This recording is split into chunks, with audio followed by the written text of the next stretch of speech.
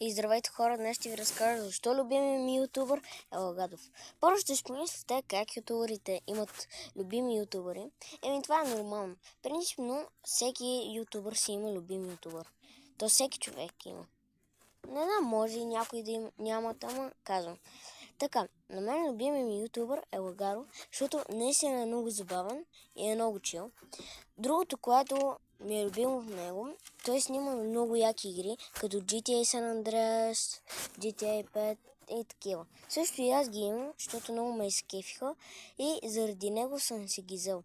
Също, сега ще ви кажа защо. От как започна да ми е най-любим ютубър. Започна, като си гледах видеа, изведнъж видях бъгавите люлки.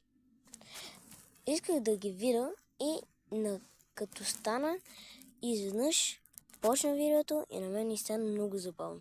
След това гледах още и още, докато не ми стана много забавно и ми стана най-любимият ютубър.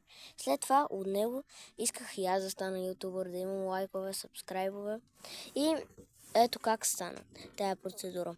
Сега снимам на животните ми, защото те между другото са много сладки и дайте лайк за тях. И пишете в коментарите, искате ли още да снимам. И ако искате някой път да снимам от другия си акаунт, за GTA San Andreas такива. Другия ми акаунт се казва Маймунско А, Веси, както е тук.